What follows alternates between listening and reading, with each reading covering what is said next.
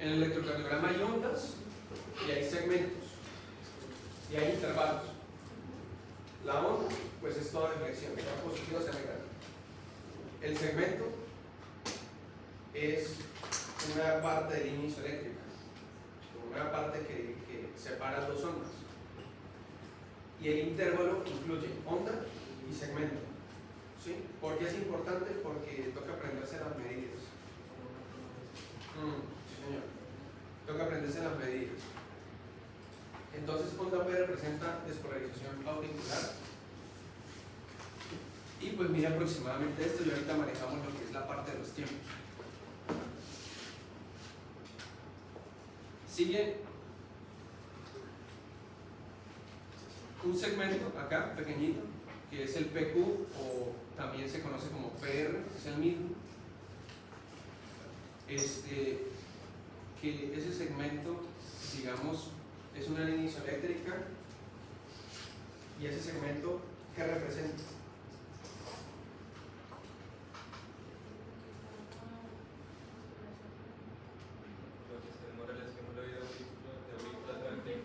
O sea, ¿a quién?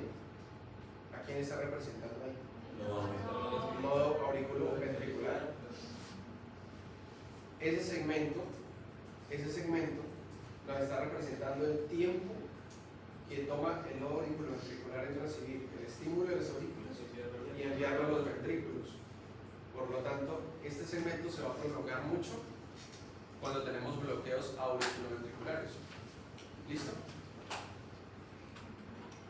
Y tenemos ya el complejo QRS, que se llama complejo, son diferentes ondas, una digamos negativas, otra positiva, y él tiene esa forma. No me voy a detallar mucho en eso, pero él tiene esa forma porque en el electrocardiograma hay algo que se llaman los vectores. Los vectores es como una dirección que tiene la electricidad. Y otra cosa para que se lograra de una vez, en el electrocardiograma, el que me detecta el trazado es el electrodo positivo. ¿Sí? Por ejemplo, en D1, ¿dónde está el electrodo positivo? Brazo izquierdo. ¿Sí? Entonces, si usted tiene en algún momento un vector en el corazón, ¿sí?, donde su corriente, o donde esté detectando corriente positiva, que mira hacia D1, él va a ver una corriente positiva como una onda positiva.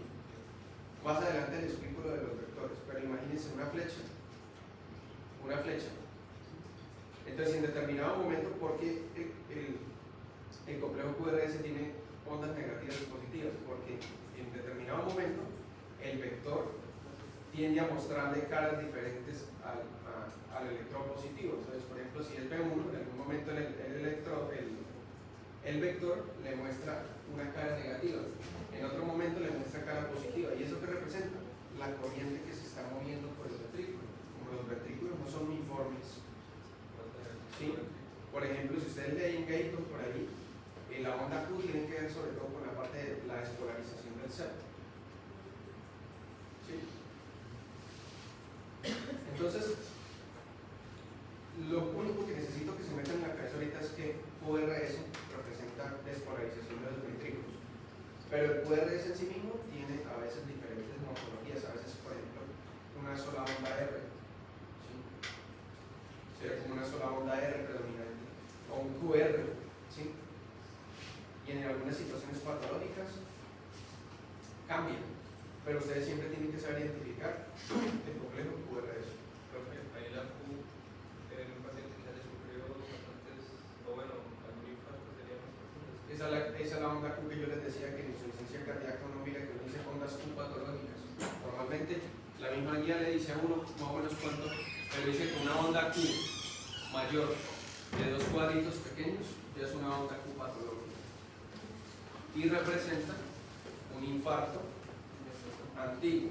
¿Sí? Si ustedes ven eso y ustedes no ven ninguna alteración del ST ahorita, el paciente tiene clínica de infarto ahorita ni nada, el paciente ya tuvo ese infarto hace mucho tiempo, ¿no? No vayan a correr a gritar, se está infartando, y a llevárselo, ¿no? Eso pasa hace tiempo ya. Eso ya fue hace rato. ¿Qué podemos hacer por él? Nada, seguimiento. Controlar los factores de riesgo que todavía tiene para evitar que se siga impactando. La onda R, entonces el QRS tiene una onda Q, una R y una S, y la onda R es la que usamos preferiblemente para medir frecuencia cardíaca. ¿Sí? Frecuencia cardíaca. Ahorita les enseño más o menos cómo. Pero hay diferentes métodos según el ritmo. Y la onda S, pues la onda S, pues sobre todo es importante acá esa parte que es el segmento ST, que es el que yo les digo que se infra o se supradesnivela cuando hay lesión miocárdica. ¿Sí? El segmento ST no lo solemos medir mucho en cuanto a duración. En cuanto a duración, como si lo hacemos por ejemplo con el PQ o PR, sino que miramos en el segmento ST más o menos si está supra o infranivelado respecto al punto J. ¿Eso representa la primera parte de la despolarización ventricular? El segmento no. El segmento representa como que se despolarizó el ventrículo y ahora el tiempo en que tarda en despolarizarse y ahora al volver a repolarizarse. Hay un momento en que queda en silencio. Ese silencio, como ahí no se detecta ningún cambio de electricidad, porque imagínense que es que el electrocardiograma siempre detecta son cambios en la electricidad. Por ejemplo, si todo el corazón se despolariza, ¿sí? Si todo el corazón se despolariza, todo el corazón tiene la misma carga en un momento determinado, entonces el vector es cero, porque no hay cambios de cargas, ¿sí? Y en el electrocardiograma usted juega mucho con los cambios de cargas. ¿Qué zona está positiva respecto a otra? Entonces, si en la zona donde está el electrodo está detectando una positividad respecto a donde está el otro electrodo, él marca positivo. Pero si los dos electrodos están en igualdad de condiciones, él marca cero y es una línea isoeléctrica. Entonces, el corazón se despolariza, el complejo QRS se despolariza, y en ese momento los dos electrodos, por ejemplo en D1, ustedes saben que el positivo acá y el negativo acá, los dos están detectando que en el corazón está la misma carga, entonces se marca cero. Cuando ya comienza a repolarizarse, se marca una onda T, y eso tiene implicaciones de que si se dieron cuenta, pues van a decir, pero ¿por qué la onda de P es positiva? Pues la onda P de despolarización auricular es positiva y el QRS es predominantemente positivo y representa despolarización ventricular. ¿Por qué la repolarización también es positiva? Si es una contraria, eso se lo explico más adelante. Ustedes no solamente tienen que saber qué significa cada onda, sino qué está sucediendo en el corazón en ese momento. Porque, por ejemplo, y esto les va a estallar la cabeza más adelante, pero, por ejemplo, en QRS, que es despolarización ventricular, cuando las células se despolarizan, ¿se vuelve más positivo o más negativo? Se vuelve menos positivo. En su interior, ¿no? En su interior la célula se vuelve positiva o negativa. Menos negativa.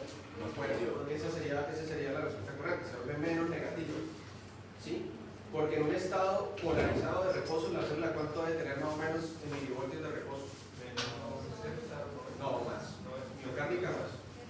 Menos 90 por ahí. Y cuando se despolariza, ¿hasta cuánto puede llegar?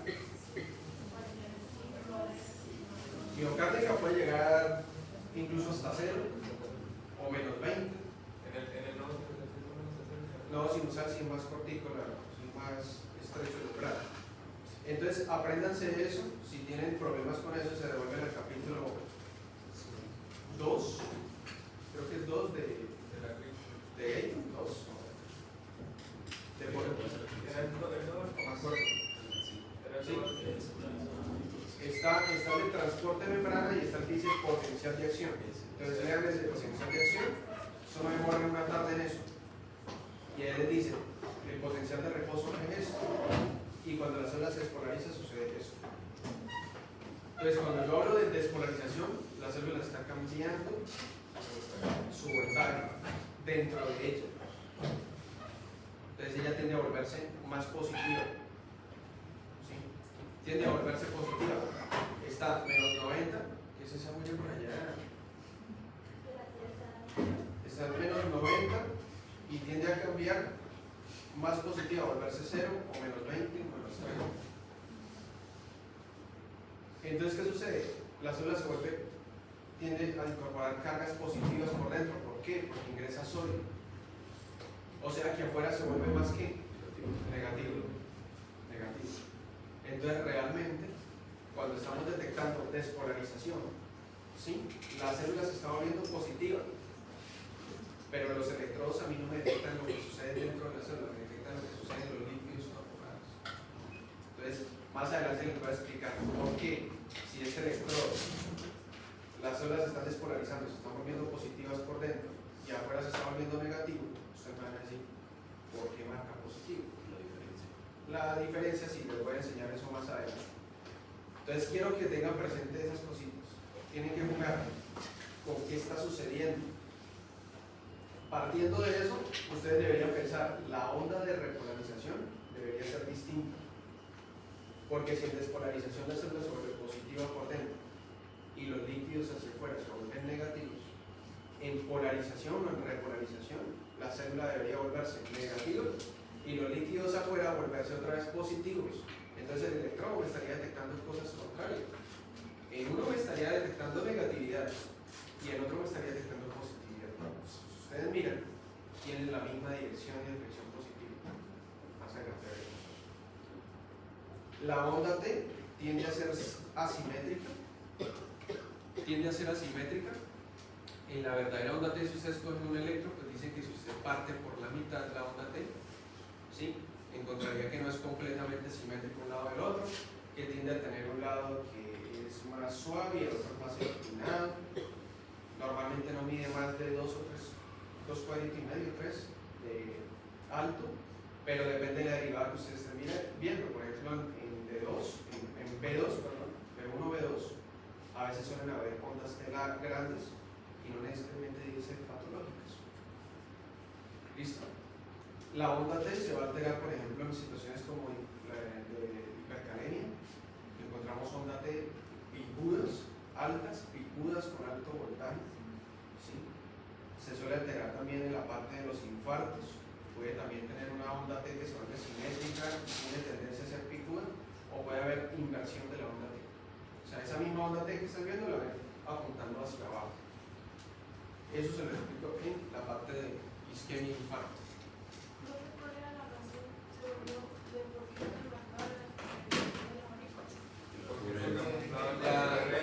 Porque la teoría dice que es que la repolarización auricular suele estar camuflada por el complejo QRS, ¿sí? Por el complejo QRS, e incluso a veces algunos dicen que por la misma onda T, por todo ese complejo. Entonces dice que esa actividad eléctrica silencia la otra y no es perceptible. Bueno, en la onda P ustedes la pueden encontrar alta, ¿sí? Mire que divide un cuadrito y medio más o menos. La pueden encontrar alta, 2 cuadritos, 3 cuadritos, y eso que representa una hipertrofia auricular.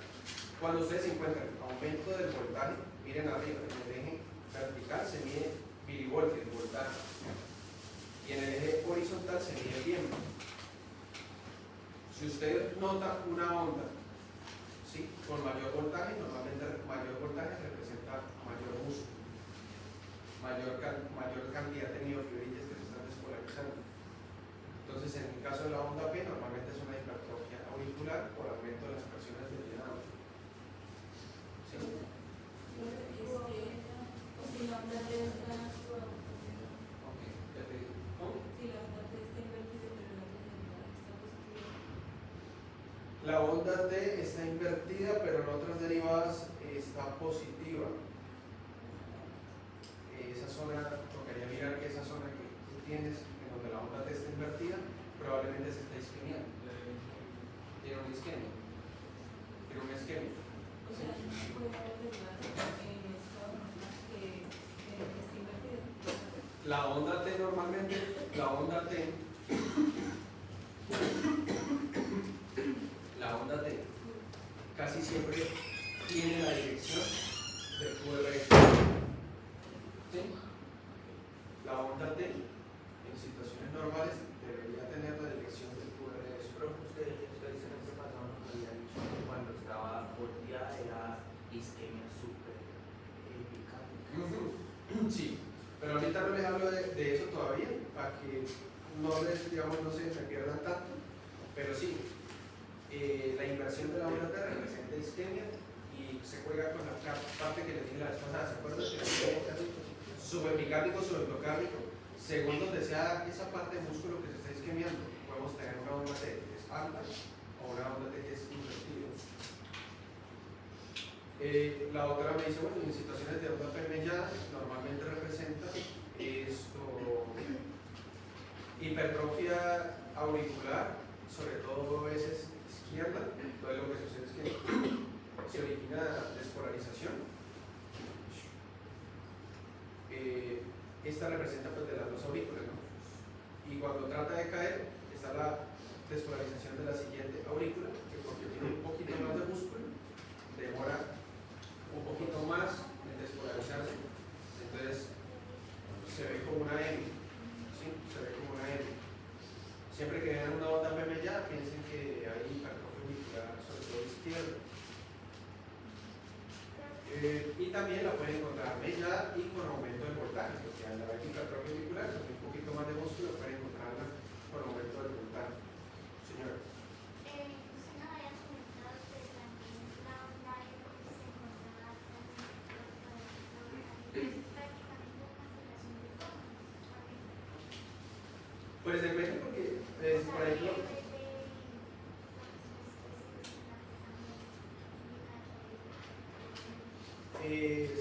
sí, pero cuando hay hipertrofia, por ejemplo, ventricular, cuando hay hipertrofia ventricular encontramos ondas, sobre todo ondas R altas, ¿sí? Ondas R altas.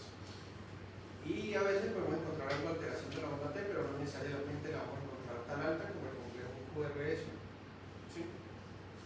Como el complejo QRS. Probablemente porque la despolarización sucede de una manera mucho más rápida que la repolarización como tal, ¿sí? Entonces de pronto al mover las cargas de manera más rápida en un músculo que está hipertrofiado, pues se detectan ondas más altas, pero no necesariamente, por ejemplo, para medir hipertrofia ventricular, ¿sí? Miramos el QRS, no miramos onda T, ¿listo? ¿Sí me hago entender o no? Miramos QRS, vamos a encontrar ondas R, sobre todo ondas R altas, bastante altas. Miren ahí, digamos eso se ve como el promedio, lo que mediría una onda R. Miren que casi mide 1 milivoltio, ¿sí? Nosotros podemos encontrar a veces 1.5, por eso se va a encontrar en el trazado, que la onda R se sale de la línea del electrocardiograma. No vemos nunca cuándo termina, porque es muy alta. Eso nos indica que el ventrículo tiene más cantidad de músculo. Y al tener más cantidad de músculo, mayor es ese voltaje. Sin embargo, en la hipertrofia ventricular, muchachos, encontramos ondas R grandes, altas, y no encontramos tanto un ensanchamiento de esto. O sea, no encontramos un aumento de la duración del QRS, ¿sí? Porque alguien me puede decir, profe, y si tiene más músculo no se demora más en despolarizarse y entonces se prolonga el QRS. ¿No había pensado en eso? En la hipertrofia ventricular, cuando es pura hipertrofia ventricular, ¿sí? Por ejemplo, un paciente que lleva unos 4 o 5 años siendo hipertenso, no vamos casi que a encontrar ninguna alteración de la duración del QRS, siempre y cuando el paciente conserve todavía las ramas del aldeíz en buen estado, al paciente no se le provoca el QRS, ¿sí?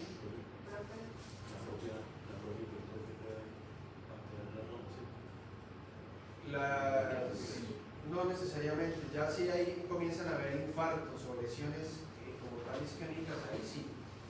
O sea, en corazones que están ya muy hipertrofiados, muy jodidos, que han tenido también isquemia y que han pasado por muchos procesos patológicos, ya hay alteración del bloqueo. Pero digamos que en las primeras fases de hipertrofia, en los primeros años, no necesariamente vamos a encontrar una conducción, no vamos a encontrar alteración de las ramas. Es que las ramas casi siempre están lesionadas por la parte de la fibrosis miocárdica y por los infartos. Por ejemplo, cuando ya empieza a activar el eje y se genera fibrosis. Por la fibrosis miocárdica. La fibrosis miocárdica debemos de cuenta que puede llegar a comprometer o a comprimir o a lesionar incluso esas fibras de conducción. ¿Por qué me iban a decir algo? ¿Qué? Esto, profe, la hipertrofia pasa por el segundo o hipertrofia. ¿Cómo? Cuando uno detecta sobre las zonas cruelladas, el reducto de la T, eso significa que la hipertrofia está pasando o que hubo hipertrofia. Porque creo que usted había hablado también sobre ese camino. Pues depende de qué encontremos. Si ahorita encontramos, bueno, y yo puedo tener hipertrofia ventricular y no necesariamente tener ondas PMA ni alteraciones de la onda P, ¿no? Puedo tener de pronto una onda P normal y solamente alteraciones del QRS. Entonces, por ejemplo, un paciente, encontramos unas ondas R altas, R, porque acuérdense que les estoy diciendo que ondas T, con ondas T no medimos hipertrofia ventricular, porque si ustedes notan en estado normal, miren la onda R es más alta que la T. ¿Sí lo notan? Entonces en situaciones normales, pues ya la onda R es más alta que la T, entonces yo no utilizo la T para hipertrofia ventricular. Entonces, voy a contestarle entonces a ella. La onda R sí me detecta hipertrofia ventricular y yo puede que no detecte nada más en ese electrocardiograma. Solamente eso. Eso me hablaría de que en este momento ese corazón está hipertrofiado. Siempre y cuando el electro sea reciente, ¿no? Si el electro lo tomé hoy, hace una semana, me dicen que ese corazón se está hipertrofiando. ¿Sí? Se está hipertrofiando. Pero yo no diagnostico hipertrofia con electrocardiograma. Eso se diagnostica con ecocardiograma. Esto a mí me hace sospechar, sospecha, sugestivo. Yo coloco electrocardiograma sugestivo o con hallazgos de posible hipertrofia miocárdica. Y el ecocardiograma ya me dice, y desde la pared del ventrículo izquierdo, del derecho o de los dos, ¿sí? O me dice, hay zonas que ya están fibrosadas, ¿sí? O sea, con el electrocardiograma lo sospecho. No puedo saber cuánto tiempo lleva, eso lo presumo con la historia clínica. ¿Sí? Acuérdense que nosotros, lo que yo les dije a los de fisiología, nosotros no estamos evaluando el electrocardiograma, estamos evaluando un paciente. Entonces lo del paciente me tiene que coincidir con esto. Si el paciente tiene 5 años siendo hipertenso, no es tan viejo, ¿sí? Pues probablemente solamente encuentre la hipertrofia ventricular, no encuentro nada más. Si ya tiene 10 años, 9 años, 8 años, 15, es mal controlado, pues ya probablemente no encuentre solo la hipertrofia, sino desviación de eje, bloqueos. ¿Listo? ¿Qué viene a decir? Que también podríamos contar un aumento del voltaje pacientes que sean no autorizados con el electro. Sí, eso lo vimos el semestre pasado. Muchachos, en pacientes que sean muy delgados, ¿sí? Entonces, todos tenemos un primo que es bien flaco. Entonces, le hacen un electro a una persona que sea muy delgada, ¿sí? Y el electro puede mostrar ondas altas, sobre todo ondas R, elevadas. Eso en el contexto de un paciente muy delgado no es patológico. ¿Listo? Se puede presentar porque el paciente, como no tiene casi grasa corporal, acuérdense que la grasa es mal conductora. Todo lo que no se lleve con el agua es mal conductor. ¿Sí? Y todo lo que sea líquido conduce muy bien electricidad. La grasa es mal conductora. Entonces, entre más grasa usted tenga en su pared torácica, por ejemplo, mujeres que tienen unas mamas muy grandes, usted le coloca los electrodos y puede encontrar las ondas bajitas. ¿Por qué? La electricidad no conduce a través de la grasa mamaria, ¿sí? Y algunos electrodos pues terminan colocándose muy cerca del seno en ellas y se ven ondas bajitas. No es que esté patológico, sino que es que la grasa interfiere con la electricidad y es menor el voltaje que capta el electro. En el paciente muy delgado es lo contrario, no tiene suficiente grasa y tampoco demasiado músculo a nivel de la pared torácica,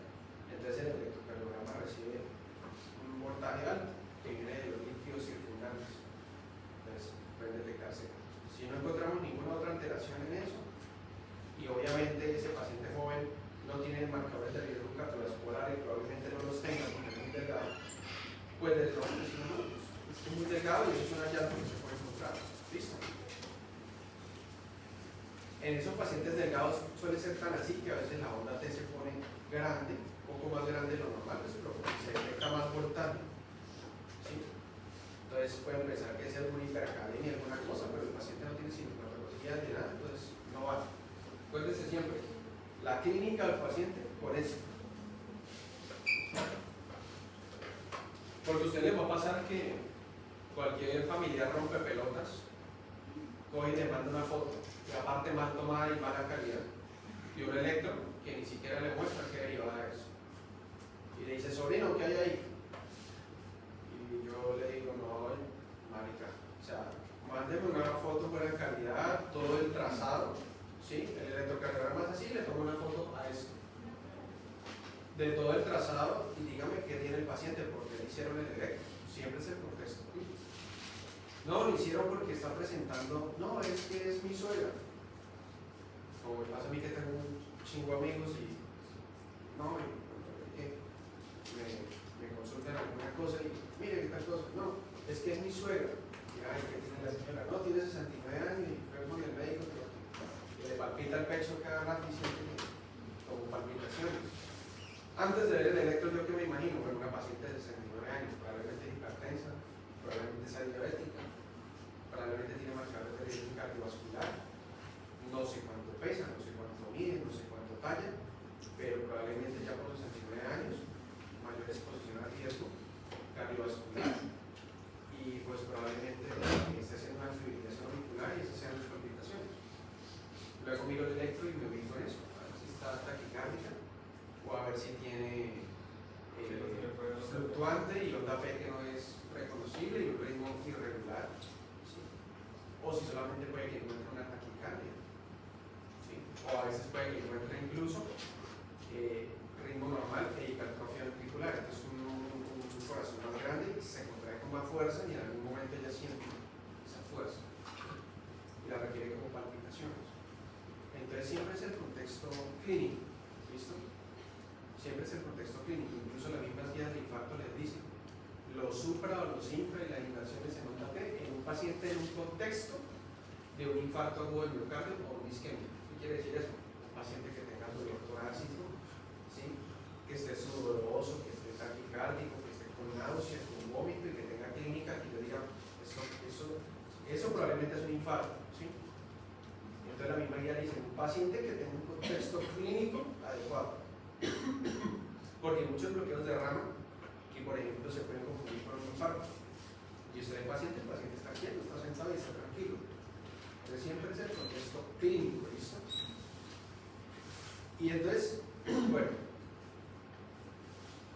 ¿qué más queda por definir ahí? Vamos a hablar de ahora sí del tiempo.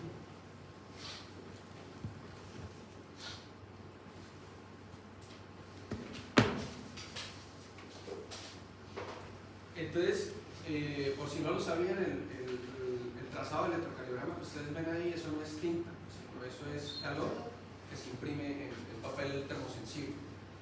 ¿Listo? Y normalmente los electrocardiogramas están calibrados y esa calibración es casi que internacional. Cuando estuve en Argentina pregunté y se maneja de la misma manera que acá. Casi que la gran mayoría de países se maneja como lo mismo. Si ustedes se dieron cuenta, el papel es milimetrado, tiene cuadritos grandes y cuadritos pequeños, ¿sí? Eso no es casualidad, eso digamos es para ayudarnos a orientar las medidas, ¿sí? Y cada 5 milímetros, o sea, cada 5 cuadritos pequeñitos, se forma un cuadrito grande. Entonces, 1, 2, 3, 4 y 5. 5 cuadritos pequeños forman un cuadro grande. ¿Listo? Y ahorita creo que la estandarización está para que 5, como es acá, 6 cuadritos, sí. 6 cuadritos, no, acá, 0. 5 cuadritos pequeños me den un segundo, 5 cuadritos grandes me den un segundo, perdón. Mire, tenemos un cuadro grande, 2, 3, 4, 5. Entonces, cada 5 cuadraditos grandes tenemos un segundo. Esto no, porque acá está menos de 0, o sea, empezamos a contar desde aquí. Entonces yo les traigo esto, que es para que ustedes aprendan a calcular los cuadritos. ¿Cómo así? Acá. Mírenlo. Tienen 5 cuadritos grandes, acá está. La flecha rosada que está aquí. 1, 2, 3, 4 y 5. ¿Sí? Cada cuadrado grande está compuesto a su vez por 5 cuadrados pequeños. O sea que en total tenemos 25 cuadraditos. ¿Sí? ¿Por qué? 5 por 5. Si cada cuadrito pequeño de estos mide 1 milímetro, pues yo tengo 25 milímetros. ¿Sí entienden por qué?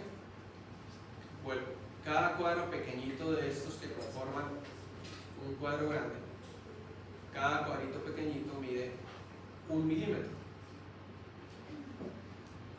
Si ustedes acá tienen 5 cuadritos pequeños, pues ¿cuántos milímetros tienen? 5. Entonces, y queremos medir cuántos hay en un segundo. Ya sabemos que en un segundo hay 5 cuadrados grandes y que cada cuadrado grande está compuesto por 5 cuadrados pequeños, pues 5 por 5, 25. Entonces, un segundo que se conforma por 5 cuadrados grandes está compuesto por 25 milímetros.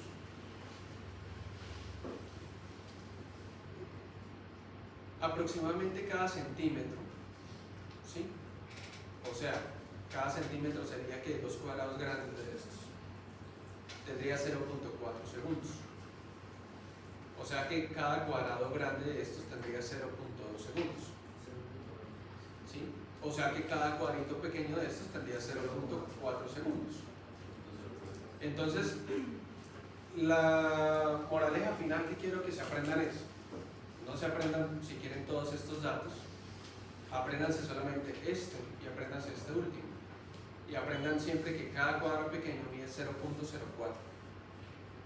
¿Sí? ¿Por qué? Porque finalmente nosotros vamos a medir todos en cuadrados pequeños. ¿Sí? En cuadrados pequeños. Entonces, si una onda mide 3 cuadrados pequeños, usted dice, pues mide aproximadamente 0.12. ¿Sí? ¿Por qué? 3 por 4, 12. 0.12 segundos. Entonces, aprendan. Que siempre los artículos lo mencionan en milisegundos. Sí. Pues yo normalmente lo manejo acá, en 0.12, a mí me gusta 0.12, 0.18, 0.20. Pero ustedes pueden hacer la conversión. Pero normalmente, donde yo he trabajado, casi siempre lo hemos reportado así, en segundos. 0.20, 0.12, 0.15. Eso en el eje horizontal, en el eje vertical pasa algo parecido, solamente que tenemos que 2 cuadrados grandes, ¿sí? 2 cuadrados grandes o 1 centímetro valen 1 milivoltio. Lo ven acá, mírenlo acá. 2 cuadrados grandes valen 1 milivoltio. ¿Sí lo ven? Por lo tanto, un solo cuadrado grande de estos, ¿cuántos milivoltios vale? 0,5. O sea, 1 dividido en 2. Y según eso ustedes sacan valor de cada uno de estos. Entonces, si esto vale 0,5, cada uno de estos vale 0,1. 0,1, 0,2, 0,3, 0,4, 0,5, 0,6, 0,7, 0,8, 0,9, 0,10. ¿Sí? Listo. Y aprendanse entonces este valor. ¿Por qué? Porque pues uno mide el voltaje y uno mide el tiempo. ¿Sí? Y con eso ustedes se guían. Entonces el electrocardiograma tiene una estandarización, o sea, tiene como una velocidad promedio. Y él está entonces de manera estándar para correr a 25 milímetros, ¿sí?, por segundo. ¿Eso qué quiere decir?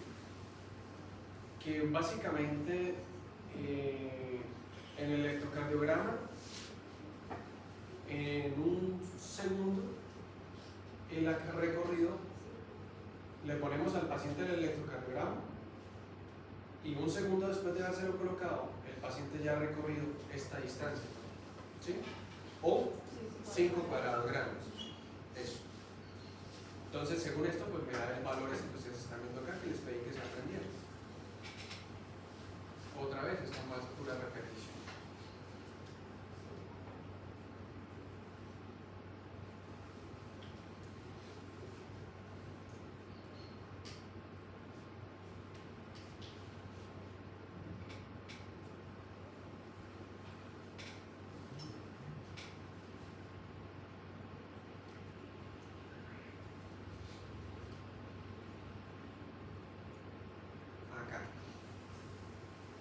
¿por qué yo les estoy hablando de los tiempos o de la duración?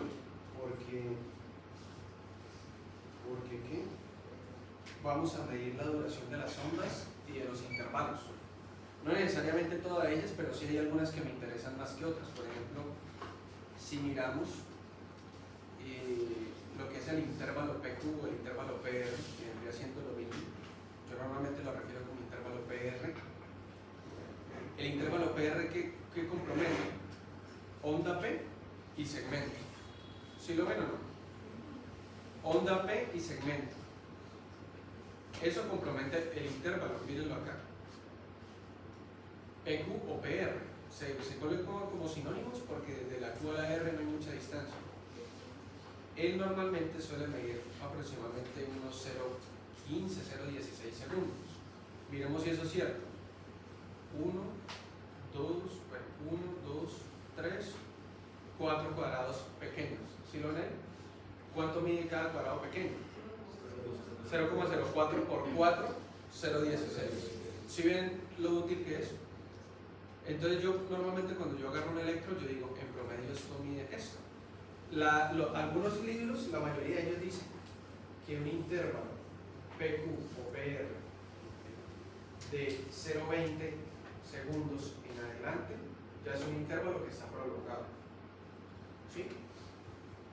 Entonces eso que estaría o que nos debería hacer pensar de que probablemente el paciente esté iniciando con un bloqueo auriculoventricular, que si es de primer grado, segundo grado, tercer grado, eso lo veremos más adelante, electrocardiografía fisiopatológica. Pero ya si hay una prolongación de ese segmento, ya tenemos que pensar que hay una prolongación que probablemente esté relacionada con la disfunción ya del nuevo auriculoventricular. Entonces, vamos a ver que la prolongación de ese intervalo, más que ser culpa de la onda P, es culpa de quién? Del segmento. Entonces vamos a ver que la onda P probablemente dura lo mismo, pero el segmento usted lo ve más prolongadito. Con el tiempo, ustedes se entrenan tanto que cuando usted ve el electro, usted dice, uy, ese segmento está como prolongado. Lo cuenta, efectivamente, 5, 6, 7 cuadritos pequeños. Listo. Con la práctica agarran eso. Miren, por ejemplo, la duración del QRS, lo breve que es. Acá hay un cuadrado completo, acá hay como medio y acá no alcanza ni un cuarto. Entonces, normalmente los libros que dicen un QRS mayor de 3 cuadritos pequeños o de 0,12 es un QRS que ya está prolongado. ¿Sí? Entonces dice que un QRS máximo debería medir 3 cuadritos pequeños. Casi siempre mide 2 o mide 2,5. Señor, como más o menos 12. Si a mí me dijera el cuarto mil, yo diría más o menos 12. 10, 12, 0,10, 0,12 segundos. ¿Cómo que mira? ¿Qué? Ah, sí. Él también se puede acortar, pero pues lo normal es que mida 1, 1,5 y máximo dice que hasta 0,2, o sea 3. ¿Qué patología le debería hacer pensar? Ya les estoy diciendo las patologías que tienen que ir anotando. No, bloqueo A sería la prolongación para el QRS. No. ¿Algún problema de la fibra de Yo se lo dije la vez pasada. ¿Se acuerdan? Yo lo dije la vez pasada. Bloqueos de rama. ¿Por qué? Porque se despolariza por la rama que está buena. La rama que está mala no conduce. Entonces la despolarización no se va por el cable que la lleva rápido, sino que se va por el músculo. Entonces eso el tiempo, aunque para nosotros es en milisegundos, para esto pues es bastante, se prolonga. Entonces, como la despolarización se demora más al irse por el resto del músculo, se termina prolongando y dura 4, 5, a veces hasta más cuadritos pequeños. Entonces, QRS mayor de 0,12 o de 3 cuadritos pequeños ya nos debería hacer pensar en un bloqueo de rama. ¿Listo? Que si es izquierdo o es derecho, si ustedes se aventuran a leer ese tema hoy se van a dar cuenta de lo complejo que es, que hay, eso toca determinar el patrón de QRS para saber si es derecho o izquierdo y si es total o si es completo o si es incompleto o si es de la rama anterior y la posterior. Pero lo que quiero que comprendan por el momento es que la prolongación les debería hacer pensar en un bloqueo. Un paciente que tenga un bloqueo de rama bastante, o sea, digamos desde el principio, por decir algo de la rama de uno de los dos ventrículos, puede que haga síntomas o características de insuficiencia del lado por donde está bloqueado. Sí, podría tener una hipocontractilidad, por ejemplo, si es del izquierdo, podría tenerlo. Pero ahí sería si la rama pues, tuviese el problema de conducción desde la parte de más arriba. Sí, porque entre más proximal sea, más sintomático es el paciente. Si es más distal, por ejemplo, ustedes dieron cuenta que la rama hacia este. Si es de la parte final de acá, pues esa parte ventricular probablemente no me afecte la clínica. Pero si es proximal, sí, porque la despolarización tiene que irse por el músculo, no se va en orden, como normalmente lo haría por el cablecito, y eso me ocasionaría alteraciones de la motilidad. El músculo se seguiría despolarizando, claro que sí, porque el músculo es un sincito, pero digamos que lo haría de una manera desordenada, de una manera poco organizada, que podría llegar a alterarme el volumen sistólico y el gasto cardíaco. De hecho, algunos bloqueos de rama pueden llevar a una insuficiencia cardíaca. Profe, ¿y esos bloqueos de rama mayor lo de Luego, si ya le toca llorar, toca es al paciente controlarle la parte del ritmo y a veces mejorarle la parte hemodinámica, que no esté muy sobrecargado, colocarle marcapasos a nivel ventricular para que el mismo marcapasos haga que el ventrículo se contraiga y en última instancia trasplante cardíaco, pero eso sí, peor, no lo va a conseguir. Es más fácil que la Virgen suelte al niño. Y eso no lo consigo. ¿Qué otra cosa es esto, muchachos? Entonces, el QRS. La onda T, pues con la onda T la verdad no solemos molestar mucho en cuanto dura. La onda T más que todo lo que molestamos es la simetría, si está picuda o no, que sobre todo se pone picuda cuando incrementan demasiado el voltaje. Sí. Pero ahorita vamos a ver esto me parece que sigue, que la onda T se ve muy diferente dependiendo de las derivadas. Se ve muy diferente. Por ejemplo, en D1, que creo que esta derivada sería, por ejemplo, un ejemplo de D1, la onda T no suele ser tan alta. Mientras que, por ejemplo, en B1 o B2, ustedes van a ver que la onda T sí suele ser elevadita. ¿Qué puede dañar la feliz? Infartos, o si no ha tenido infartos, un corazón sometido al eje por mucho tiempo, una fibrosis miocárdica, atrofia miocárdica, ¿sí? Zonas de apoptosis miocárdica, las fibras también, o una isquemia aguda en un contexto de un infarto miocardio que no se trató adecuadamente, no se reconstruyó en el tiempo que era y murió el músculo y murió la fibra. ¿Sí? Acuérdense que la fibra es nerviosa, eso es sistema nervioso y las neuronas son altamente sensibles entonces al estrés y a cualquier cosa. Entonces cualquier cosa que pueda lesionar el miocardio o dañarlo, piensen siempre en la rama que va por ese lugar. Bueno, otra cosa, pues los intervalos RR, ¿no? Que me venían representando ¿qué? Frecuencia cardíaca. Pero eso sería solamente si es regular, ¿no? Regular o irregular, los intervalos RR me sirven. Bueno, mira, acá está el dato. Profe, lo de la onda U, usted no le iba a dar el encuentro pasado, pero no por eso. Bueno, es que la onda U hay diferentes teorías de la onda U y dicen que generalmente puede ser de la parte de la repolarización de los papilares. Pero hay diferentes teorías de eso, no están todavía de acuerdo todos en una sola cosa. Esto es fundamental, esa gráfica de Edito, para que entiendan el electrocardiograma. Fíjense acá, así me toca para acá. Estos son tres electros distintos, ¿sí? Y esta es la gráfica del paciente.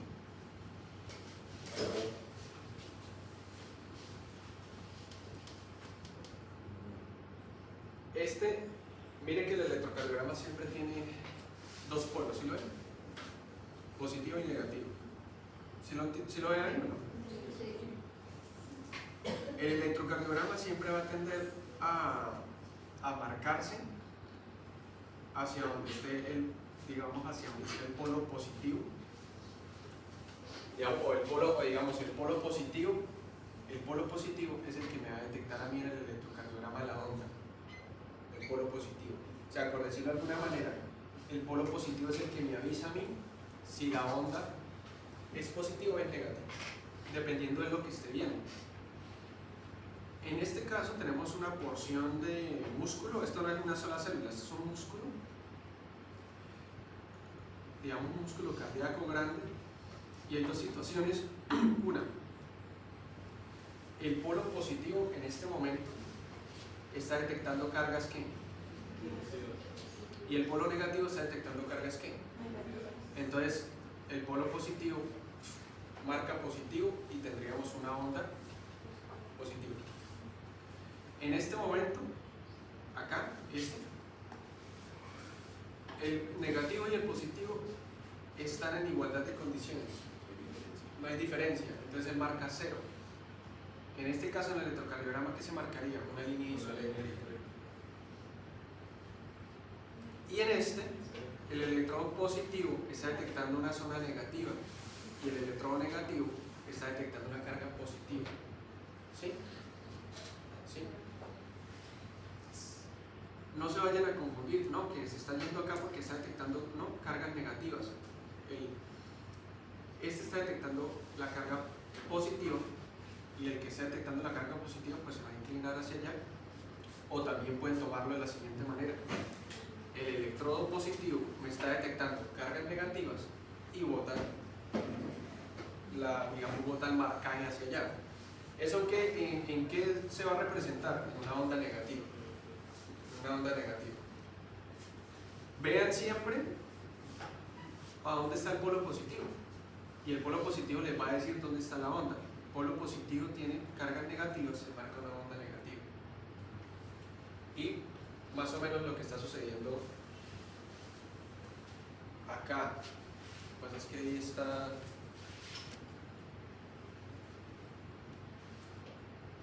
Acá está el electro y el polo positivo está en esta zona y el polo negativo está acá. Entonces, acuérdense que esto detecta diferencia de cargas. Si ustedes tienen una onda es porque hay diferencia de cargas, si no estaría en 0. ¿Acá hay diferencia de cargas o no? Sí, porque no está en 0. Acá el dibujo no lo ejemplifica muy bien, pero esta zona es positiva y acá está detectando cargas negativas. Si ustedes se dan cuenta acá, hay cargas negativas. ¿Sí? ¿Por qué hay cargas negativas? Porque probablemente este corazón se está despolarizando. ¿Sí?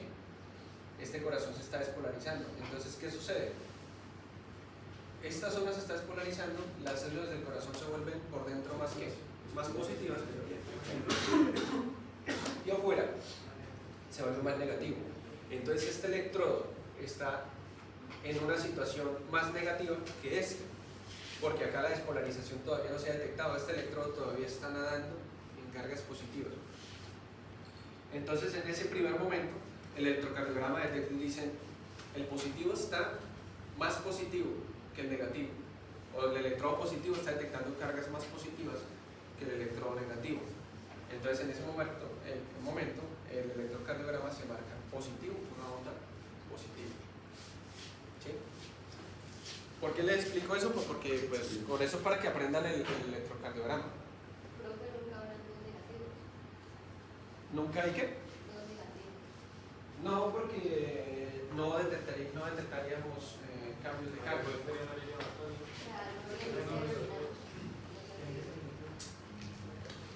No habría ondas, no habría movimiento.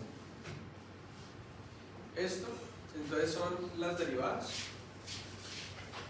¿Se aprendieron las derivadas? Sí.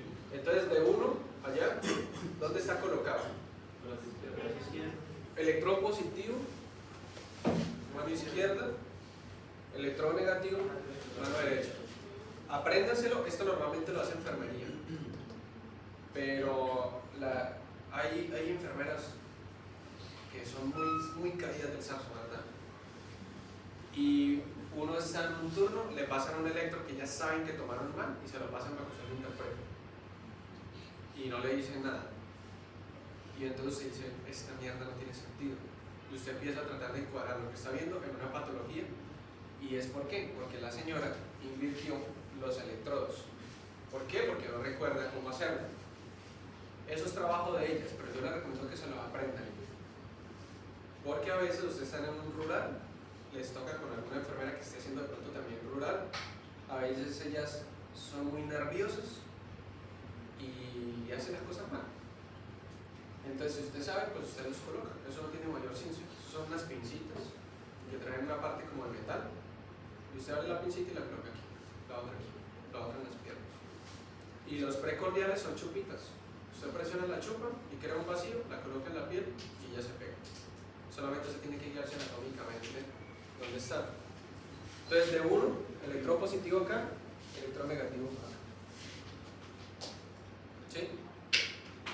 De 2, ¿dónde están?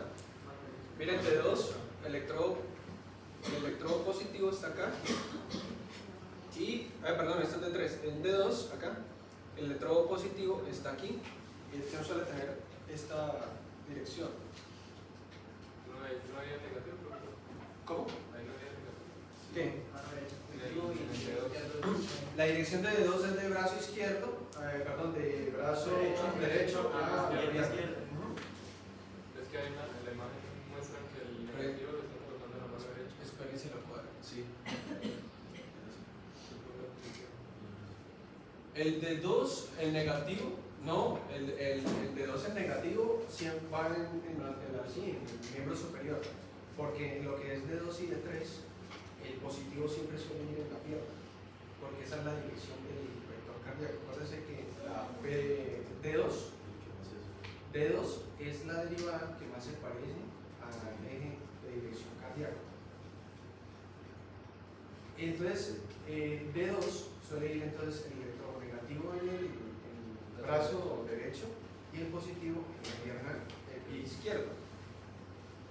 Y en D3 el negativo suele ir en el brazo izquierdo y el positivo suele ir en el pie izquierdo. ¿Listo? No se dejen engañar allá porque es que hay unos valores de más 0,3 y los puede confundir si es positivo o negativo. Miren abajo el monitor. ¿En qué me da eso? De que D2 tiene esta dirección, brazo derecho y izquierdo. D2 tiene esta dirección, ¿sí? De aproximadamente unos 60 grados más o menos, que es muy parecido al eje de despolarización cardíaco normal. Al eje de despolarización cardíaco normal. Y D3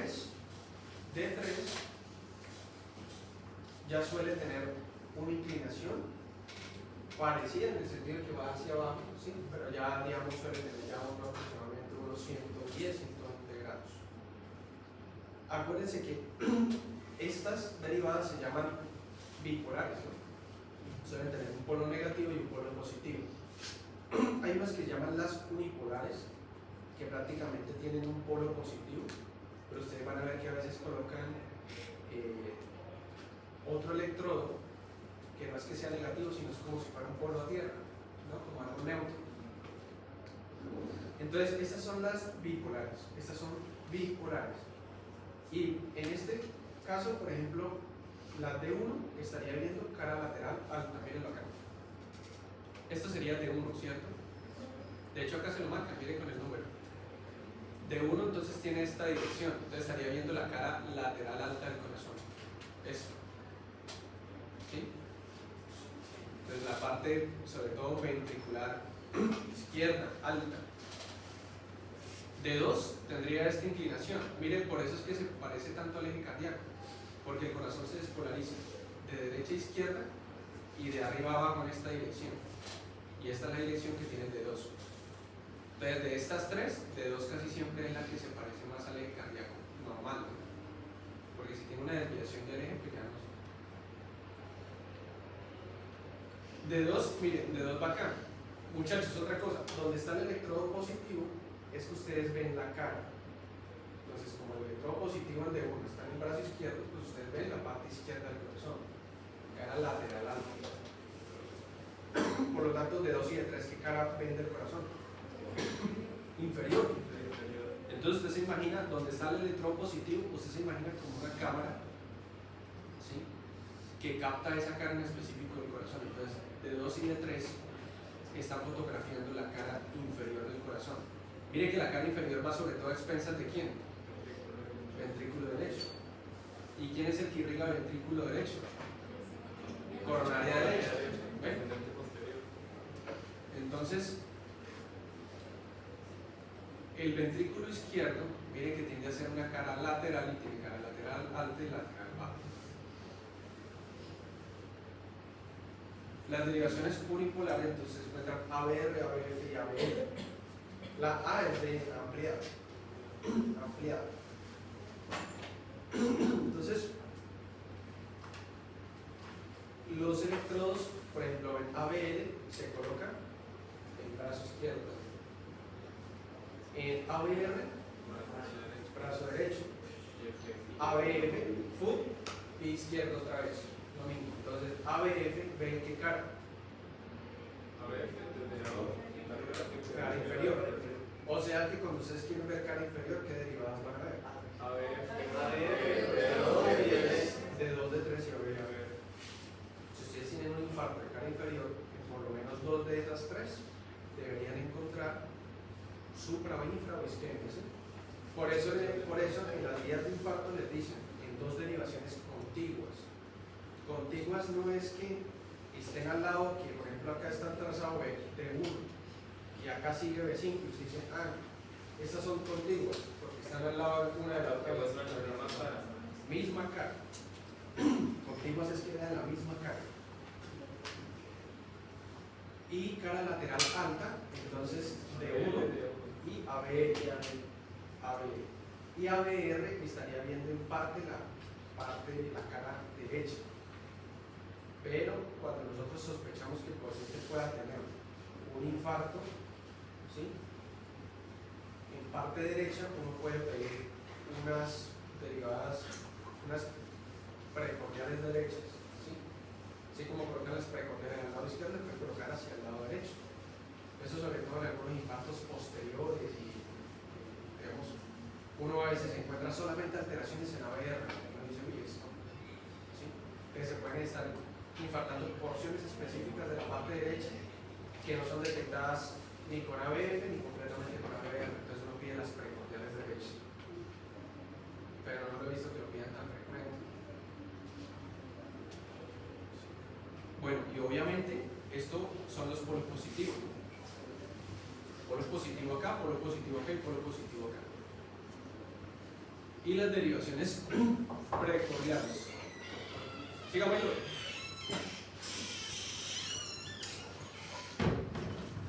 Las derivaciones precordiales, entonces esas sí son como unos chupitos.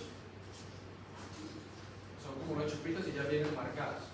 Ya le dicen acá B1, B2, B3, entonces sabe dónde colocarlo. Entonces, B1, ¿dónde se coloca? Eso lo tienen que aprender. Cuarto espacio intercostal derecho o orden external. Miren. Línea para external. Derecha. 1, 2, 3, 4. ¿Por qué este no se cuenta? Porque eso no es espacio intercostal, eso es clavícula.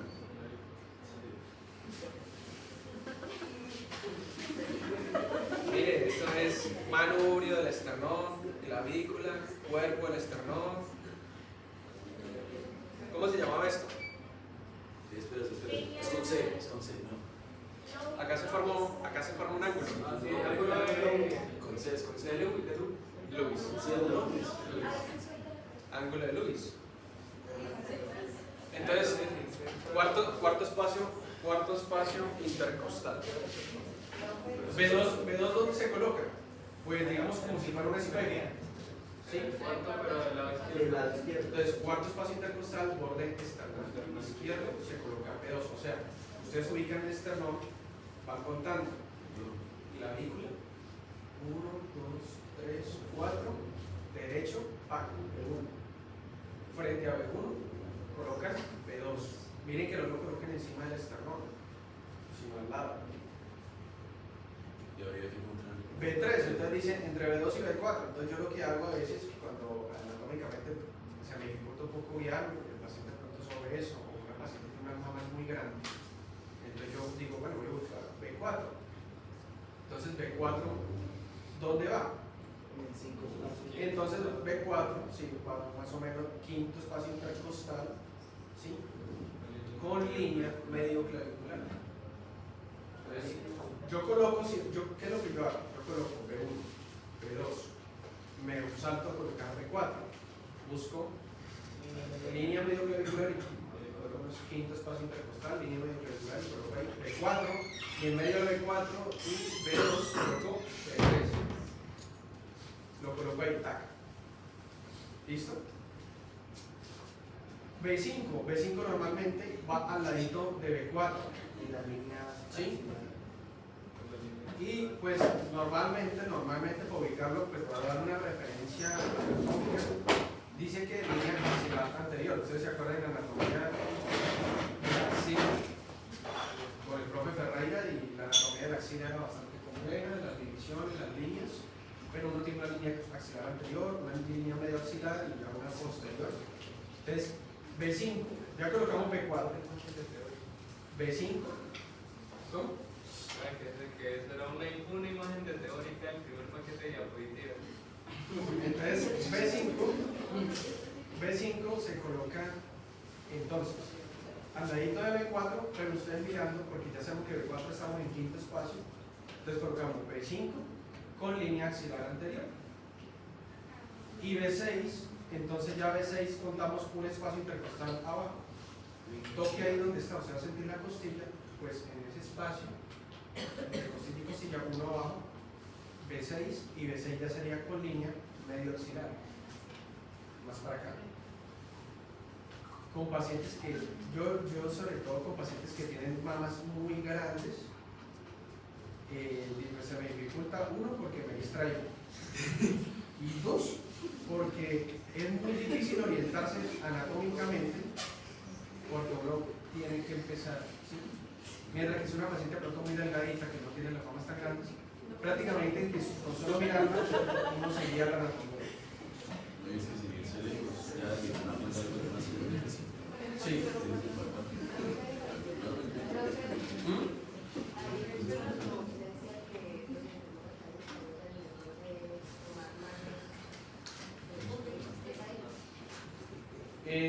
En todos, ¿no? A veces usted va a ver que ellos colocan las ABR donde es ABL. Y uno dice, pero marica, si le está diciendo la misma derivada R de RAI. Yo peleo mucho. Yo peleo mucho con los auxiliares y por eso, hay enfermeros muy buenos que, pero hay otros que usted dice, hombre, pero ese dice ABF, F de fútbol, y me lo colocan en el brazo izquierdo. Tú lo vas a ver completamente anormal. Por ejemplo, un ejemplo, si colocas ABR, donde es ABR, debería tener, según esto, contéstamelo bajo la lógica, ¿no? ABR es acá. ABR debería ser el QRS positivo o negativo. Negativo. ¿Por qué? Pues porque por la sencilla razón de que cuando ABR, tenemos acá el electrodo positivo en ABR, ¿cierto?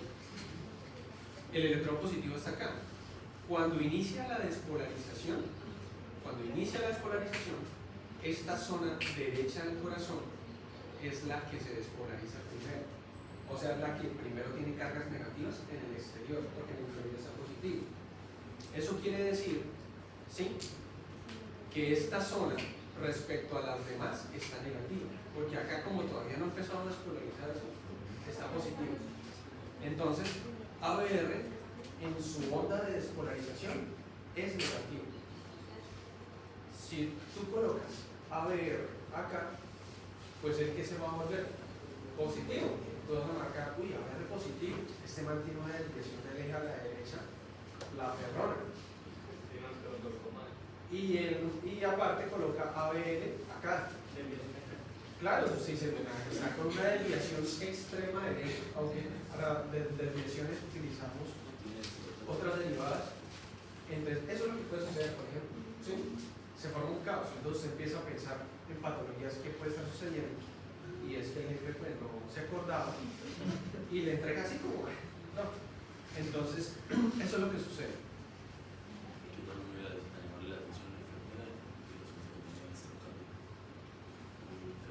Pero es muy raro que el paciente no sepa que tiene destrocante. Y aparte, si usted ve al enfermero que está nervioso, ya hay que rendirle.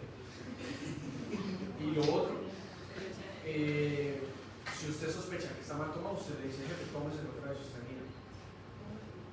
Y cuando le esté colocando, usted dice, sí serás, porque lo está colocando mal.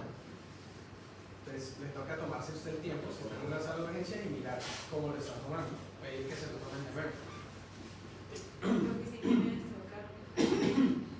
Pero es muy raro que un paciente no sepa que tenía destrocarlo. No, pero sí, no se lo Toca hacer derivaciones derechas. O sea, toca hacer una inversión prácticamente de los electrones. Es más complejo, no es algo que uno se encuentre todos los días. Es lo mismo que ponerlo como en el ciclo inverso. Sí, es que lo que pasa es que el situs inverso es un síndrome ya que se conforma en donde no solamente puede haber destrocardia, sino que la parte intestinal esté invertida. Entonces, por ejemplo, el marco cónico derecho queda hacia el lado izquierdo, el izquierdo hacia el derecho y el apéndice no queda normalmente hacia el lado derecho, sino hacia el izquierdo. Y todo es como si estuviera en un espejo. Eso casi siempre es el situs inverso. Pero hay pacientes que tienen dextrocardia sin situs inverso, solamente una dextrocardia. No sé, pero cuando ellos tienen una o sea, tengo entendido que cuando cada vez pacientes tienen un cambio de posición de algún órgano que no involucre completamente el cambio, puede que presenten más síntomas que si él nace con todos los órganos. Sí, claro. Sí, porque ya se empieza a alterar la parte anatómica y fisiológica. Bueno, vamos a hacer el test. Vamos a premiar a los que vinieron. Ay, profesor.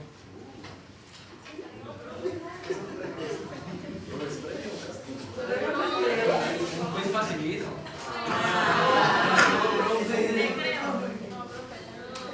Es un quiz facilito. Saquen una hoja. Comienza.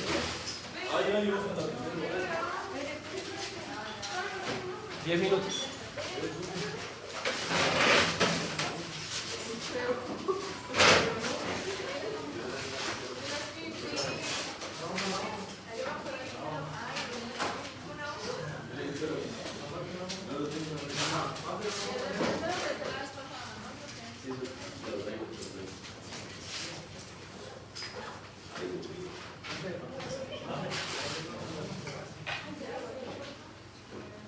Bueno, 10 minutos a partir de ahora.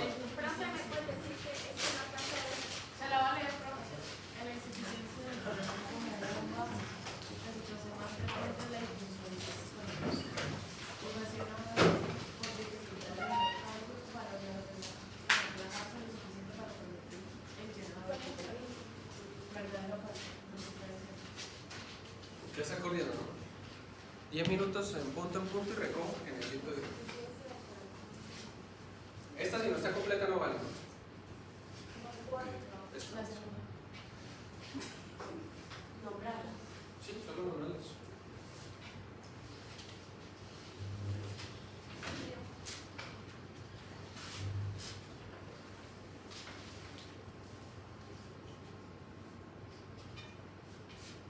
De arriba solo decir si es verdadero o falso.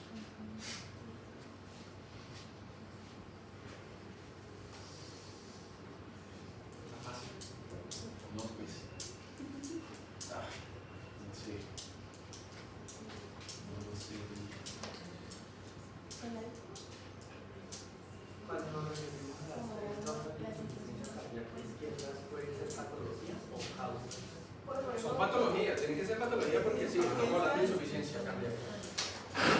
O sea, 3 patologías que me lleven a insuficiencia cardíaca. Colócame bien, no abreviaturas. Silencio. ¿Qué pasó?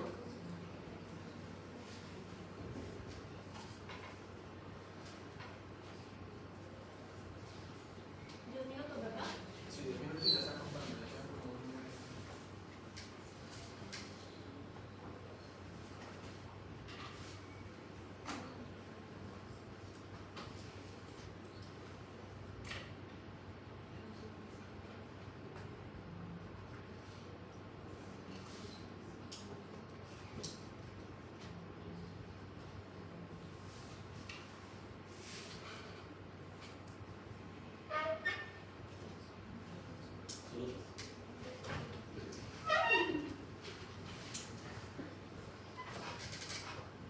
La primera segunda componente.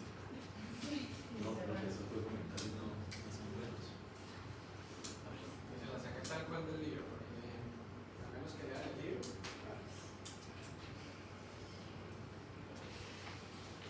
Y la segunda fue de clase.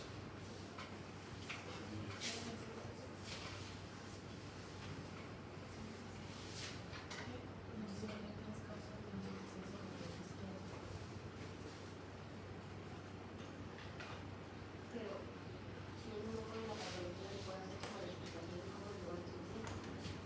No, porque solamente me tienes que nombrar la patología. ¿No? Si me nombras el mecanismo de cómo llegó, sabes la patología.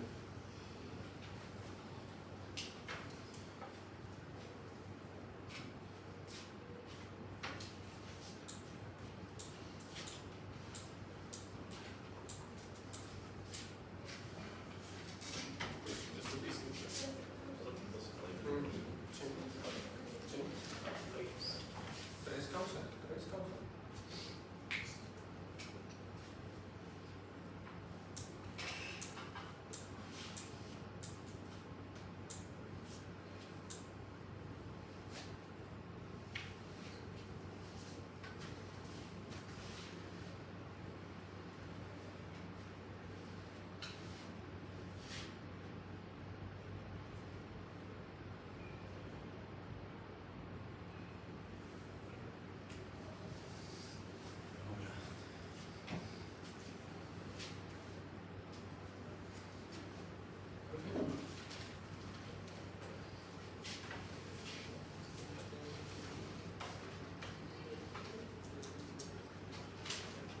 El lado izquierdo.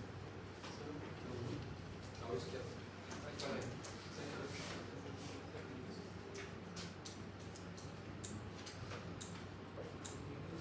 Pero normalmente lo que afecta el izquierdo puede afectar el derecho, pero específicamente acá tenemos insuficiencia cardíaca en el lado izquierdo. ¿Qué puedo hacer? ¿Qué la puede ocasionar? Usted ve el paciente y tiene una insuficiencia del lado izquierdo, usted dice, bueno, el paciente puede tener 3 cosas, puede ser esto, puede ser esto, puede ser lo otro. Y hay varias, realmente hay como 6.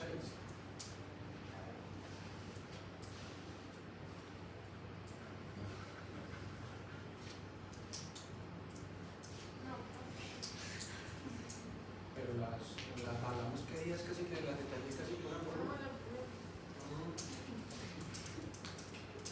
Eso también se lo dije en clase. Es que en la primera patología no es la estadística. Pero eso también se lo dije.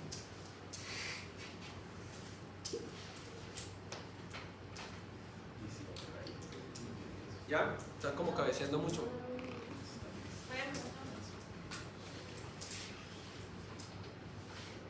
Quedan 4 minutos. Ya llevan 6.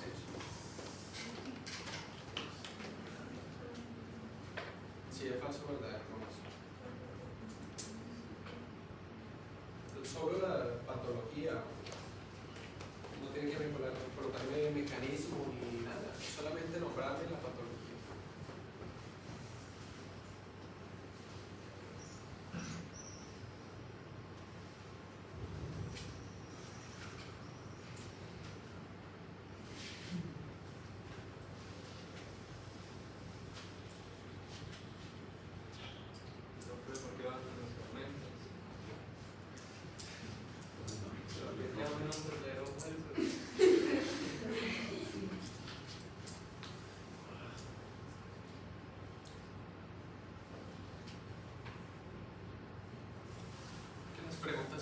directas quieren echar mucha carreta y quieren que es contenido y no calidad y no. Para esas series de Netflix dicen mucho y no dicen nada.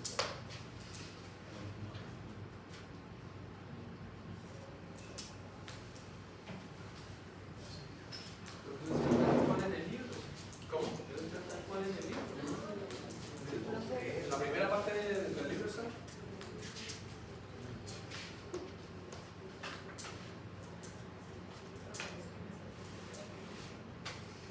Directas de tema. Analogías directas que afectan y que causan insuficiencia directas. Por ejemplo, si yo les digo que es, entonces justificar por ahí, pero directo, la patología. Yo les digo, causas de hipoalbuminemia. Tres causas de hipoalbuminemia. ¿Saben? Cirrosis hepática, síndrome nefrótico, desnutrición. Tres causas directas de hipoalbuminemia. Solo verdadero o falso. Solo verdadero o falso. Les quedan 3 minutos.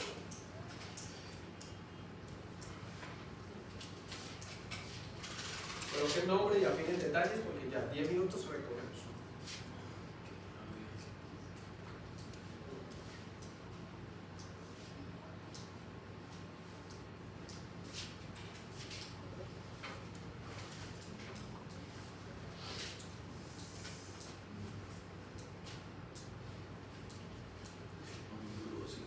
No están leyendo el libro, no están leyendo el libro, están esperando el Yo libro. no leí, pero no. Sí, yo no soy leyendo hasta las 2. Sí, pero es que El capítulo de corazón. Sí. yo estaba leyendo, creo que- Se ponen a leerlo en modo automático. Pasan y pasan hojas y no están grabando nada. Sí. Ah, no sé. Si tienen lógica y yo no tengo por qué refutarlas, siempre y cuando tengan lógica y sean causas directas, insuficiencia cardíaca izquierda. Y la de arriba está tal cual en las primeras páginas del libro y aparte por lógica también lo pueden sacar. O sea, la parte patológica entiendo. Lo que no sé es lo diferente. También por lógica pueden sacar. Pero ya les queda Por lógica se tiene. claro. Un minuto. A fines de detalles, voy recogiendo.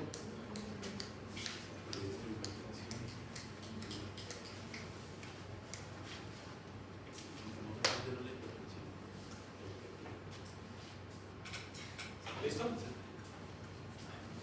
30 segundos.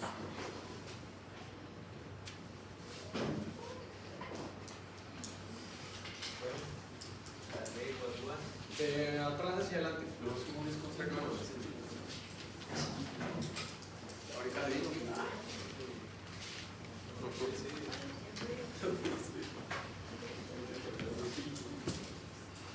Van a tener que usar esa ahorita si les di el primer corte de reemplazo. Ahorita empieza a jugar. Va a anotar la respuesta. Entreguen allá atrás. ¿Qué pasó?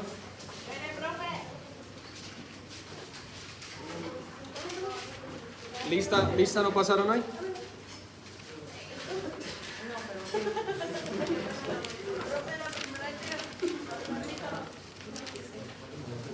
Sí, la primera fue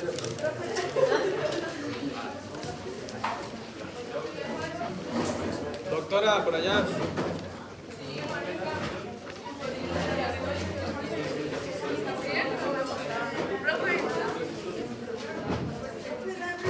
Esa era la clave. Era sistólica. Él lo dijo en la clase pasada. Profe, rompame el corazón. Para la primera. Abreviaturas. Profe, rompame el corazón. Para la primera. Nada de abreviaturas. ¿Ya? ¿Por ahí? ¿Ya todos? Rompame el corazón. Para la primera. Para allá. ¿Qué? Rompame el corazón. Para la primera. No sé. Déjame el video. ¿Viste? Déjame la respuesta. ¿Ya? ¿Ya? Déjalo. Falsa, ¿verdad? Entonces, en la insuficiencia del corazón como bomba, la situación más frecuente es la difusión diastólica ocasionada por dificultad del miocardio para relajarse lo suficiente para permitir el llenado ventricular. La más frecuente no es la diastólica. Yo se los dije la vez pasada que estábamos. Sí, usted lo dijo que sistólica como 3 veces. Yo les dije lo más frecuente que es la disminución del músculo del miocardio y que haya disminución de la. Sí, porque incluso un paciente insuficiente puede hacer miocardiopatía. Falso. Y usted no lo relacionó con el llenado del ventrículo. Falso. Profe, cardiopatía isquémica. Cardiopatía isquémica. Aterosis insuficiencia valvular. Patología valvular, por ejemplo. Y